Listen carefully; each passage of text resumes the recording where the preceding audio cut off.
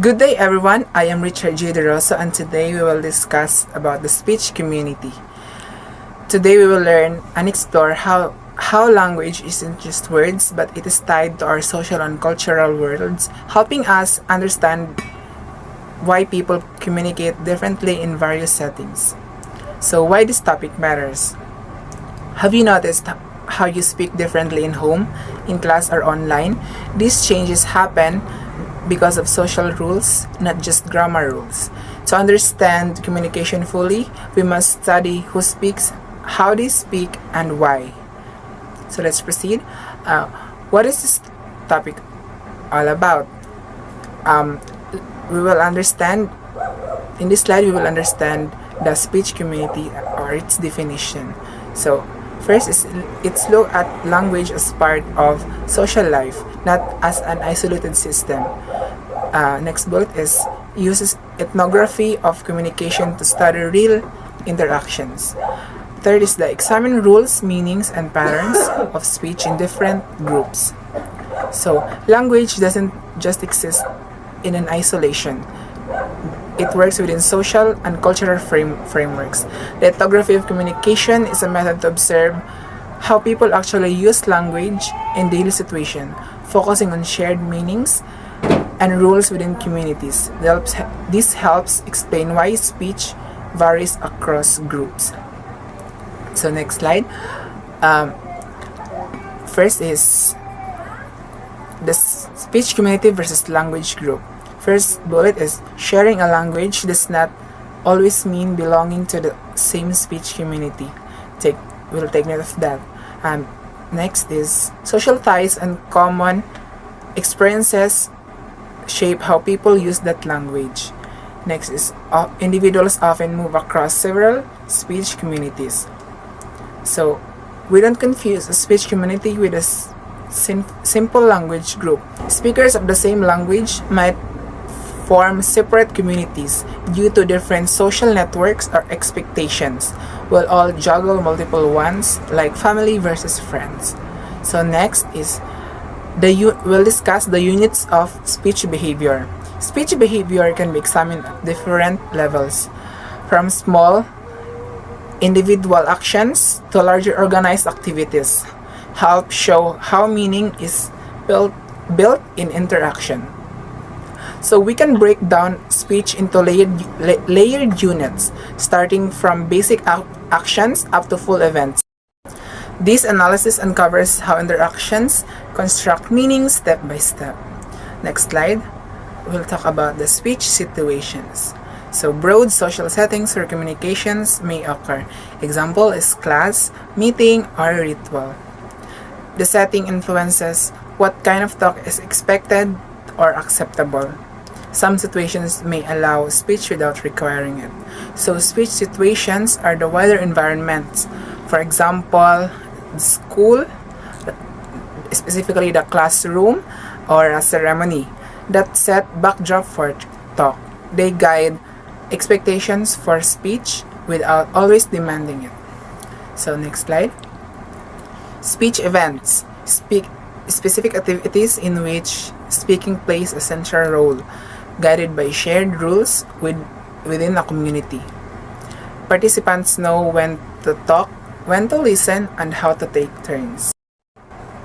Within those situations, speech events are focused activities like lectures or stories, where talk is key. Community rules dictate the structure, and everyone understands the flow. Next slide, we'll talk about the speech acts. So speech acts is the smallest units of speech behavior, such as greetings, apologies, or requests. Next is the speaking model intro. It is a tool for describing and analyzing communicative context. S is for a setting or a scene, refer to the physical and psychological context. P refers to participants. Participants identify who is speaking and who is listening. Now, the speaking model helps dissect any communication.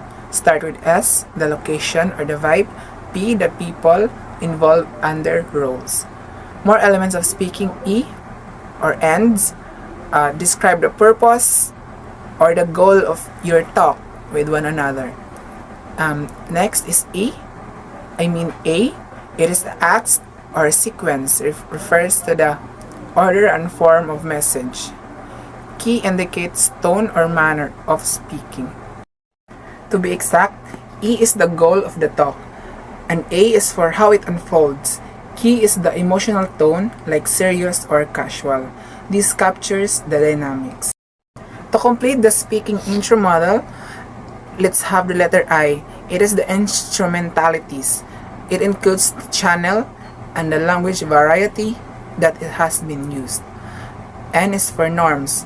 It governs interaction and interpretation. Letter G, it is the genre. It identifies the type of speech event. So I for the medium and style, while N is for the rules of engagement, while G is the event type, for example, debate. This helps us fully analyze any kind of scenario. Next is the rules and norms of communication. Culture teach members how to take turns, show respect, and choose topic. These norms keep interaction orderly and understandable. Breaking norms can cause confusion or social conflict. So all communication relies on cultural norms for politeness, timing, and topics. They prevent chaos, but ignoring them leads to mix-ups. Next is communicative competence.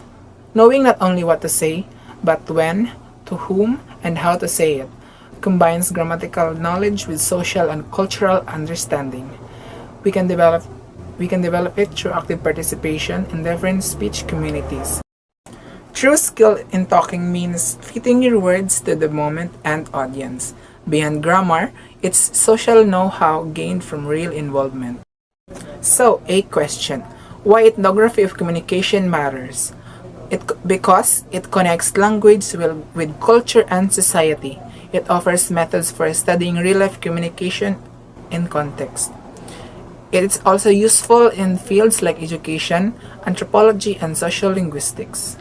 These fields connect languages to society, giving practical tools for field work. It's vital for teaching culture studies and more, promoting better cross-group understanding. So, before ending this topic, let's have our conclusion or our takeaways. So first is language is organized by social rules and shared norms. Speech communities provide a lens for understanding patterned language use. It also next is analyzing situations, events, and acts reveals how meaning is formed in interactions. Ethnography of communication highlights the cultural foundation of language. To sum up, social rules drives language patterns in communities. Breaking it down shows meaning making at work or rooted in culture. So that ends my presentation. Any questions or clarifications? So none. So that's all. Thank you. Thank you for listening.